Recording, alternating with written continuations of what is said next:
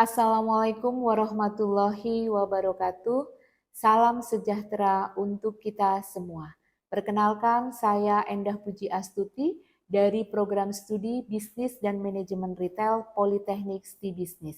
Pada kesempatan kali ini saya akan menyampaikan PDD UKT-PT, yaitu pernyataan diri dosen unjuk kegiatan Tridharma Perguruan Tinggi sebagai salah satu syarat untuk sertifikasi dosen di bidang pengajaran. Di sini saya akan menyampaikan metode pengajaran yang saya gunakan dalam proses pembelajaran, yaitu direction, interaction, dan assessment untuk salah satu mata kuliah yang saya ampu pada Politeknik STI Bisnis, yaitu mata kuliah Administrasi Sumber Daya Manusia dengan bobot 4 SKS. Untuk deskripsi mata kuliah Administrasi Sumber Daya Manusia dirancang untuk membekali mahasiswa dengan pemahaman mendalam tentang pengelolaan pekerjaan administrasi sumber daya manusia dan permasalahan secara terpadu di lingkungan kantor modern dengan mengutamakan pendekatan teoritis dan praktis. Untuk capaian pembelajaran mata kuliah atau CPL untuk mata kuliah Administrasi Sumber Daya Manusia adalah berkontribusi pada pencapaian kompetensi lulusan antara lain 1. Taat hukum dan disiplin dalam bermasyarakat dan bernegara. 2. Bertanggung jawab secara mandiri atas pekerjaan di bidang keahlian. 3. Menguasai konsep dan prinsip manajemen, perencanaan, pengorganisasian, pengarahan dan pengendalian sumber daya manusia. 4. Mampu memecahkan masalah di bidang keahlian secara logis, inovatif, dan bertanggung jawab. 5. Menguasai konsep teoritis penerapan fungsi manajemen dan menguasai konsep teoritis prinsip manajemen perusahaan. Kemudian untuk capaian pembelajaran mata kuliah atau CPMK, setelah mengikuti mata kuliah Administrasi Sumber Daya Manusia, mahasiswa diharapkan mampu 1. Melaksanakan kegiatan administrasi rekrutmen secara terencana dan tuntas. 2. Mampu melaksanakan administrasi seleksi tenaga kerja secara terarah dan terukur. 3. Mampu menyusun surat perjanjian tenaga kerja sesuai dengan regulasi. 4. Terampil melaksanakan administrasi kepersonaliaan secara inovatif dan modern. 5. Terampil merancang sistem informasi SDM yang terpadu dan inovatif. 6. Mampu menyusun struktur gaji secara objektif, dinamis, dan progresif. 7. Terampil menerapkan konsep penilaian kinerja di perusahaan yang dinamis. 8. Memahami dan menghitung lembur sesuai regulasi yang berlaku. 9. Memahami konsep BPJS serta menghitung premi dan klaim sesuai dengan ketentuan. 10. Memahami dan menerapkan pelaksanaan K3 di lingkungan perusahaan. 11. Terampil dalam penilaian kinerja karyawan secara aplikatif. 12. Mampu merencanakan karir karyawan secara terpadu dan sesuai dengan peluang. 13. Mampu menerapkan konsep PHK serta menghitung hak dan kewajiban karyawan. 14. Memahami dan menerapkan konsep hubungan industrial di perusahaan. Adapun materi perkuliahan untuk mata kuliah Administrasi Sumber Daya Manusia antara lain 1. Prosedur rekrutmen dan dokumen pendukung. 2. Metode seleksi dan form-form pendukung. 3. Kajian isi surat perjanjian kerja. 4. Surat-surat dan form-form kepersonaliaan. 5. Komponen dan skala gaji. 6. Prosedur dan kebijakan umum pengembangan dan pelatihan. 8. Prosedur dan regulasi tentang lembur. 9. Prosedur dan regulasi tentang BPJS. 10. Ketentuan pokok tentang K3 dan pelaksanaannya. 11. Prosedur umum, syarat-syarat dan metode tentang penilaian kinerja. 12. Konsep tentang perencanaan karir dan perhitungannya. 13. Regulasi tentang PHK dan perhitungan hak dan kewajiban karyawan. 14. Konsep umum dan penerapan hubungan industrial. Dalam mata kuliah Administrasi Sumber Daya Manusia, saya menggunakan strategi Direction, Interaction, dan Assessment. Diterapkan untuk meningkatkan keterlibatan mahasiswa dalam memahami dan menerapkan konsep pengelolaan SDM. Adapun penerapannya adalah sebagai berikut. Strategi pertama adalah direction, yaitu pemberian petunjuk yang jelas tentang tujuan, materi, dan langkah pembelajaran. Dan dalam mata kuliah Administrasi Sumber Daya Manusia, arahan ini penting karena materi bersifat mendalam dan aplikatif. Dalam proses pembelajaran materi, saya menggunakan 3 referensi buku utama. Yang pertama adalah buku Manajemen Sumber Daya Manusia dari Hasibuan Malayu, penerbit Bumi Aksara. 2. Buku Manajemen Sumber Daya Manusia dari Profesor Wilson Bangun, penerbit Erlangga. Dan ketiga, saya juga menggunakan buku saya sendiri, yaitu buku Administrasi Sumber Daya Manusia dari Endah Puji Astuti, penerbit CV Global Aksara Pers. Strategi kedua, saya menggunakan metode interaction, di mana mahasiswa diharapkan aktif dalam diskusi, kolaborasi, dan penerapan konsep SDM dalam konteks yang nyata. Strategi yang ketiga adalah assessment, yaitu proses penilaian pencapaian tujuan pembelajaran dan memberikan umpan balik yang konstruktif. Dalam administrasi sumber daya manusia, evaluasi dilakukan melalui pemberian tugas, ujian, serta observasi partisipasi dan kontribusi mahasiswa. Dalam proses assessment telah disepakati saat kontrak perkuliahan sehingga mahasiswa memahami indikator apa saja yang menjadi penilaian dalam mata kuliah Administrasi Sumber Daya Manusia. Beberapa indikator yang menjadi penilaian, yang pertama adalah kehadiran sebesar 10%, 2. Tugas dan formatif sebesar 20%, 3. UTS 35%, dan ujian akhir semester 35%. Sehingga jika diakumulasikan menjadi 100%. Demikian informasi yang dapat saya sampaikan untuk mata kuliah Administrasi Sumber Daya Manusia pada Politeknik STI Bisnis. Berikut saya sampaikan cuplikan pembelajaran mata kuliah Administrasi Sumber Daya Manusia yang saya laksanakan secara tatap muka. Wassalamualaikum warahmatullahi wabarakatuh. Assalamualaikum warahmatullahi wabarakatuh. Waalaikumsalam warahmatullahi wabarakatuh. Semangat sekali kayaknya suaranya ya hari ini. Gimana kabar teman-teman semua hari ini? Baik? Alhamdulillah. Oke, baik. Kita ketemu lagi dengan mata kuliah kita hari ini, yaitu Administrasi SDM. Tapi sebelum saya masuk ke materi, saya akan absen terlebih dahulu ya untuk memastikan kehadiran teman-teman di sini. Ada Abdillah Wildan. Oke, ada Anggita. Ada Dava. Eka. Ada Eka, Valencia, ada Windarti, oke Windarti, Yesi, oke. Terima kasih.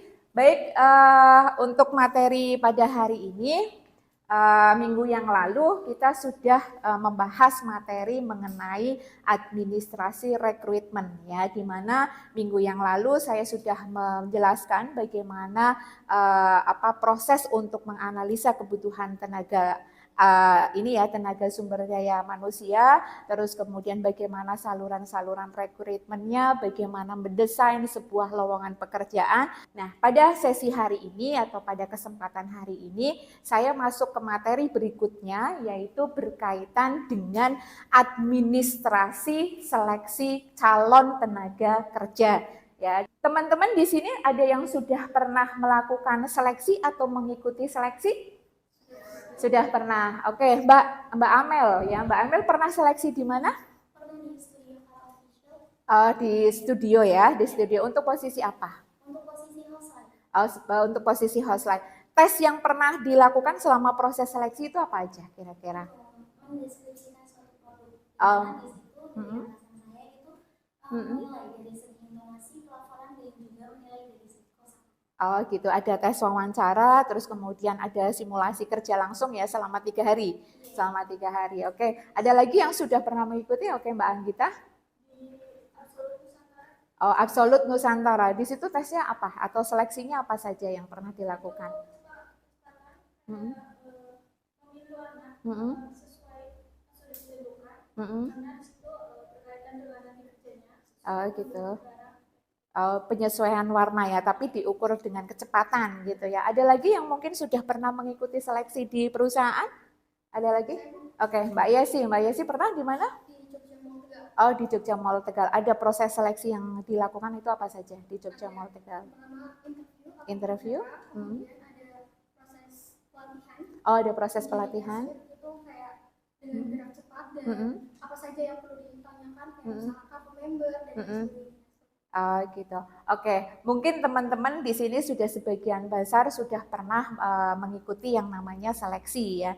Jadi seleksi karyawan di sini itu merupakan tahapan krusial ya, tahapan yang cukup penting yang dilakukan oleh suatu perusahaan, terutama di sini adalah untuk sebagaimana fungsi HR recruitment. Dalam rangka apa? Dalam rangka untuk memilih, untuk menempatkan seorang individu ya yang sesuai dengan keterampilan, yang sesuai dengan sikap gitu kan, yang sesuai dengan nilai-nilai perusahaan ya. Jadi boleh dikatakan kenapa nih kalian kalau misalkan melamar suatu pekerjaan, bikin surat lamaran, terus kemudian kadang dipanggil, kadang tidak gitu kan. Ketika dipanggil pun nanti akan ada beberapa tahapan seleksi yang harus dijalankan. Jadi tujuan utama dari adanya seleksi karyawan itu adalah untuk menemukan ya, untuk menemukan kandidat yang paling sesuai, yang paling ideal secara keterampilan, secara kemampuan, secara pengetahuan untuk menduduki posisi yang dibutuhkan oleh perusahaan. Nah, beberapa tahapan di dalam seleksi karyawan yang umumnya dilakukan oleh suatu perusahaan. Satu, ya, ada yang namanya seleksi administrasi. Nah, seleksi administrasi ini adalah proses pemeriksaan dokumen, ya, dokumen dari para pelamar. Nah, seleksi administrasi. Jadi seorang HRD ketika akan merekrut karyawan atau meng-hire seseorang, maka perlu melakukan seleksi administrasi terlebih dahulu gitu kan. Kira-kira apa yang diseleksi kalau secara administrasi? Ada yang tahu? CV, oke. Surat lamaran kerja, oke. Apa Wildan? Ijazah, oke, good. Ya, jadi seleksi administrasi itu adalah tahapan pertama yang akan dilakukan oleh HR ya di dalam proses meng-hire seseorang ya. Yang pertama adalah tujuan dari seleksi administrasi yang memastikan bahwa semua dokumen yang masuk gitu kan itu betul-betul sesuai dengan kriteria yang telah ditentukan oleh perusahaan. Nah, beberapa tahapan yang bisa dilakukan oleh seorang HRD ketika ingin menyeleksi administrasi. Satu, periksa dokumennya dulu. Dokumennya ada nggak surat lamarannya. Nah, ini yang perlu teman-teman perhatikan juga gitu kan. Ketika membuat surat lamaran, buatlah serapi mungkin, sejelas mungkin ya. Terus kemudian lengkapi semua persyaratan-persyaratan yang diminta oleh pihak perusahaan. Kalau misalkan di pihak perusahaan minta ada SKCK, lampirkan SKCK. Ijazah transkrip nilai pasti itu wajib gitu kan. Termasuk nanti ada surat pengalaman kerja memang ada, itu lampirkan. Dibuktikan, oh saya sudah pernah kerja di sini. Oh dibuktikan dengan apa? Dengan paklaring ataupun surat keterangan kerja. Nah setelah diperiksa semuanya lengkap atau tidak. Nah terus kemudian nanti dari HRD itu akan mengadakan yang namanya pemeringkatan. Artinya apa? Kan banyak tuh lamaran-lamaran yang masuk. Itu disortir kembali. Ini sudah ada, diperingkat. Gitu kan, diperingkat atau di ranking sesuai dengan kriteria-kriteria utama. Contoh misalkan pendidikannya, terus pengalaman kerjanya, keterampilan-keterampilan yang relevan. Ya, jadi ini adalah proses yang dilakukan oleh seorang HRD ataupun bagian SDM ketika tahapan awal untuk menyeleksi karyawan. Paham ya sampai sini? Tahapan selanjutnya setelah seleksi administrasi selesai gitu kan, kalian tuh dipanggil ya kan untuk mengikuti tes selanjutnya. Ya, tes seleksi karyawan ini adalah serangkaian ujian yang diselenggarakan oleh perusahaan untuk menilai apa? Menilai kemampuan, menilai kepribadian, menilai apakah si karyawan itu sesuai ataupun cocok atau tidak dengan lingkungan perusahaan, dengan posisi yang dilamar, dengan iklim perusahaan. Ya, jadi ini adalah serangkaian tes ya. Kalian sudah pernah maksudnya tahu nggak jenis-jenis tes yang dilaksanakan oleh pihak perusahaan itu ada apa aja? Tes tertulis, oke, tes tertulis ada apa lagi? Tes psikotes, tes kepribadian, ya, tes wawancara. Nah, itu adalah beberapa jenis tes yang memang seringkali dilakukan oleh perusahaan. Jadi masing-masing perusahaan juga punya standar ataupun tahapan sendiri-sendiri gitu kan. Oke, selanjutnya ini adalah jenis-jenis tes seleksi karyawan ya. Ada yang namanya tes kepribadian. Mungkin teman-teman sudah sering kali mendengar ya tes kepribadian. Tujuannya apa? Tujuan dari tes kepribadian adalah untuk menilai karakter, menilai pola pikir, menilai kecocokan atau kesesuaian antara kandidat dengan pihak perusahaan. Contoh, ada tes MBTI, Myers-Briggs Type Indicator. Ya, tes ini adalah untuk mengelompokkan tipe kepribadian orang. Ya, tujuannya adalah itu. Tipe kepribadian orang kan banyak. Ada yang ekstrovert, ada yang introvert ya. Ini untuk menilai bagaimana si karyawan ini nantinya bisa berinteraksi dengan orang lain.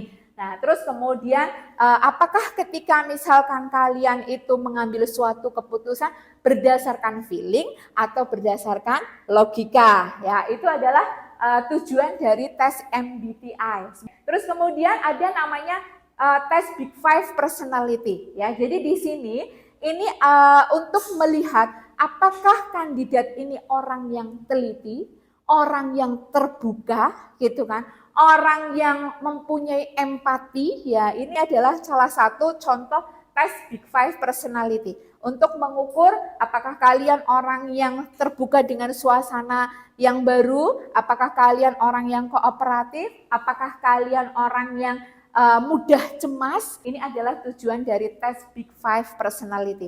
Contoh misalkan saya merasa nyaman mencoba hal baru. Ada yang sudah pernah melakukan tes seperti ini? Belum pernah? Oke, nanti suatu saat kalau misalkan kalian melakukan tes ini, tujuannya adalah untuk menilai personality kalian. Nah, terus kemudian ada tes dispersonal test ya. Ini adalah untuk menilai atau mengukur 4 gaya perilaku utama karyawan atau calon karyawan di lingkungan kerja. Nah, apakah kalian itu termasuk orang yang dominan? Apakah termasuk orang yang merangkul, persuasif, atau orang yang komunikatif ya, atau orang yang teliti gitu kan, atau fokus pada hal-hal yang detail gitu kan. Nah, ini tes dispersonality itu adalah untuk mengukur 4 gaya perilaku utama seseorang atau calon karyawan di dalam lingkungan kerja. Ini adalah beberapa contoh dari tes kepribadian. Yang selanjutnya itu ada psikotes ya. Tadi kan tes kepribadian sama psikotes itu adalah sesuatu yang mirip tapi tidak sama gitu kan. Kalau tes kepribadian itu fokus pada karakter, terus kemudian pada kesesuaian, kepada sikap gitu kan. Kalau untuk psikotes itu lebih kompleks ya, atau lebih luas cakupannya. Ada tes kecerdasan, terus kemudian konsentrasi, emosi, ya, terus kemudian ketahanan mental, itu masuk ke dalam tes psikotes. Nah, beberapa contoh untuk tes psikotes itu ada tes warteg, bukan warung Tegal ya, tapi tes warteg ya. Tes warteg ini adalah biasanya ini untuk mengukur kreativitas ya, kreativitas sama pola pikir dari calon karyawan itu. Ini adalah contoh tes warteg. Kalau misalkan kalian menemui gambar seperti ini dari perusahaan, ada gambar seperti ini namanya adalah tes warteg. Di mana ini adalah sebuah titik ataupun garis yang harus kalian selesaikan menjadi sebuah gambar yang penuh makna. Ya, ini adalah tes warteg. Nah, tujuannya untuk menilai kalian seberapa kreatifnya ya di dalam pola berpikir. Nah, terus kemudian ada yang namanya tes Kraepelin atau tes Pauli atau biasa disebut dengan tes Coran. Ada yang sudah pernah melakukan tes seperti ini? Ada deret angka di mana teman-teman itu harus menjumlahkan 2 angka di atas terus sampai dengan bawah gitu kan. Itu tujuannya adalah untuk apa? Untuk melatih ketahanan atau menilai ketahanan kerja, menilai ketelitian, menilai kecepatan. Karena ini misalkan nih 8 sampai 7 gitu kan, itu dijumlah. Ada waktu yang ditentukan. Ketika berapa detik nanti pindah di berikutnya. Gitu kan. Ini adalah untuk mengukur ketahanan kerja, kecepatan dan ketelitian. Ini adalah contoh dari psikotes. Nah, terus kemudian ada tes keterampilan. Ini digunakan untuk menilai ya sejauh mana keterampilan spesifik yang kalian punya. Biasanya contohnya gini. Ada di sebuah perusahaan ketika untuk keterampilan posisinya programming ya, berarti kalian disuruh untuk tes coding. Akuntansi berarti kalian harus menyelesaikan laporan keuangan. Kalian di bagian administrasi disuruh untuk tes ngetik ya. Itu contoh untuk menilai ataupun mengukur keterampilan yang secara spesifik nanti mendukung pekerjaan kalian. Nah, ada yang namanya tes simulasi kerja. Tadi simulasi ya. Simulasi kerja itu adalah tes yang diselenggarakan oleh pihak perusahaan untuk menilai kemampuan seseorang ya dalam menjalankan tugas yang mirip dengan aslinya. Jadi kayak role play ya. Contoh misalkan kalian Dava gitu kan ngelamar di posisi customer service. Maka dari pihak perusahaan itu akan meminta Dava untuk menjadi seorang customer service. Bagaimana dia melayani orang yang lagi marah-marah gitu kan ya Dava ya. Melayani orang yang judes gitu kan. Itu langsung disimulasikan. Nah, di sini akan dinilai bagaimana kalian itu mengatasi situasi yang seperti itu. Nah, ada lagi tes fisik atau kesehatan ya. Ini untuk memastikan bahwa kalian itu sehat ketika menduduki suatu posisi tertentu. Sampai sini paham? Ada dari beberapa deretan tes yang sudah pernah dilakukan? Ada, apa ya tadi ya, ada psikotes, terus kemudian biasanya kalau secara sudah tes tertulis, tes keterampilan, tes kepribadian itu sudah selesai, biasanya tahap selanjutnya adalah wawancara. Ya, wawancara ini itu adalah interaksi secara langsung antara pihak perusahaan dengan kalian atau dengan calon tenaga kerja. Di sini nanti akan digali lebih dalam untuk mengevaluasi kualifikasi, keterampilan, pengalaman, kepribadian ya dari kandidat yang melamar pekerjaan ya. Jadi pada saat kalian wawancara jangan salah, dari segala cara jalan, cara duduk, cara menjawab itu masuk ke dalam penilaian dari si pewawancara itu sendiri ya. Jadi ya memang jauh lebih baik ketika teman-teman sedang melakukan wawancara itu harus bersikap sopan, harus bersikap ramah gitu kan. Termasuk dengan cara berpakaian. Cara berpakaian pun itu akan masuk ke penilaian dari si pewawancara. Ya, jadi selayaknya kalian ingin melamar sebuah pekerjaan, ya kalian harus memakai pakaian yang profesional. Ya, dengan sendirinya ketika kalian itu memakai pakaian yang profesional, itu akan meningkatkan penilaian dari pihak perusahaan. Jadi di dalam proses wawancara itu tidak serta-merta perusahaan itu tidak melakukan penilaian, justru di proses wawancara yang akan dinilai kompetensi, pengalaman kerja, bagaimana sikap teman-teman, bagaimana karakter teman-teman, bagaimana komunikasi dari calon tenaga kerja. Sampai sini bisa dipahami ya? Oke. Ketika proses seleksi ini selesai gitu kan, maka tahapan selanjutnya adalah pelaporan. Pelaporan seleksi karyawan. Jadi teman-teman nanti kalau sebagai seorang HR ya atau sebagai seorang SDM, bagian SDM atau HRD, proses seleksi sudah selesai semua. Itu dilaporkan ya. Dilaporkan dalam rangka untuk apa? Pelaporan seleksi karyawan ini adalah proses dokumentasi. dokumentasi hasil, terus kemudian analisis, terus rekomendasi. Kira-kira dari berbagai macam tahapan seleksi yang sudah dilakukan, itu hasil per kandidat itu seperti apa? Baik secara nilai, skor nilai, baik dari skor sikap gitu kan, baik dari hal-hal praktek lainnya itu dilaporkan. Nah, ini adalah tujuan dari pelaporan pelaksanaan seleksi. Tentu saja menyampaikan hasil, ya kan? Dari proses seleksi ini diinformasikan kira-kira kandidat yang masuk seleksi itu siapa saja dan yang tidak masuk seleksi itu siapa saja. Terus kemudian menganalisis hasil seleksi. Dari beberapa karyawan ini, kira-kira kekurangan dan kelemahan dari masing-masing karyawan itu seperti apa, itu dianalisis dari bagian HR. Terus kemudian dari hasil analisis ini tentu saja akan menjadikan dasar untuk pengambilan keputusan. Apakah karyawan si A, si B, si C itu masuk kriteria atau tidak diterima atau gagal. Nah, setelah proses seleksi karyawan itu selesai, ya laporan seleksi karyawan itu selesai, maka tahap selanjutnya adalah masa orientasi, masa pengenalan dari karyawan yang dinyatakan diterima dengan lingkungan perusahaan. Nah, komponen masa orientasi adalah pengenalan terhadap perusahaan. Bagaimana visi misi perusahaan, sejarah perusahaan, terus kemudian aturan-aturan yang ada di perusahaan, itu dikenalin ke karyawan yang baru. Agar apa? Agar dari pihak karyawan ini mengetahui bagaimana lingkungan perusahaan, bagaimana sejarah perusahaan, apa yang menjadi visi misi dari pihak perusahaan. Nah, terus kemudian pengenalan struktur organisasi. Kalian atau karyawan baru itu nanti akan dikenalkan siapa atasannya, siapa rekan kerjanya, siapa partner kerjanya di dalam satu departemen ataupun departemen yang lain. Paham ya di sini ya? Oke, lanjut.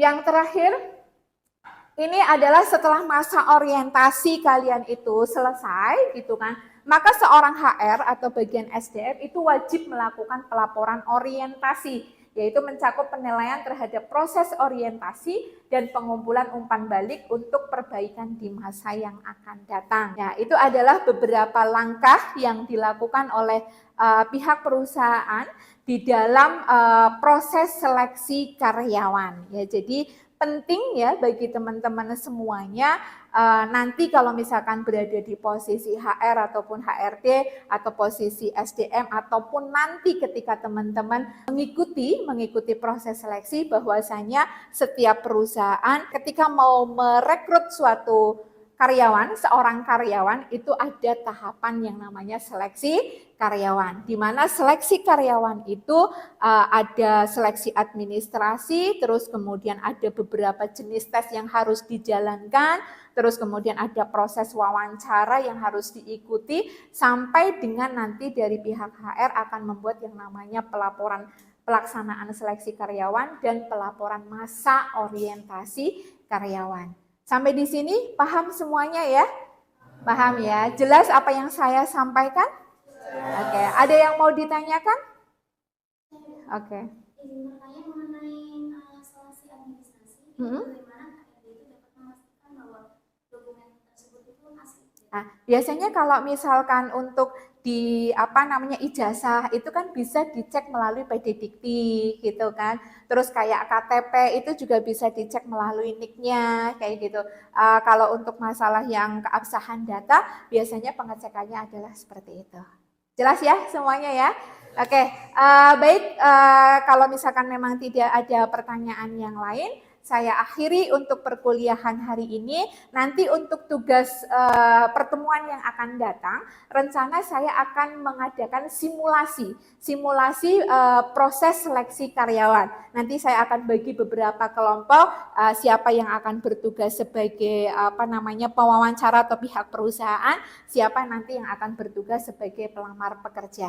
Ya, jadi paham ya, nanti untuk tugas minggu depan kalau misalkan memang tidak ada yang ditanyakan lagi dan tidak ada yang didiskusikan lagi, cukup sekian untuk perkuliahan administrasi SDM pada hari ini. Kita jumpa lagi minggu depan, mudah-mudahan semuanya sehat ya. Oke, sekian dari saya. Assalamualaikum warahmatullahi wabarakatuh.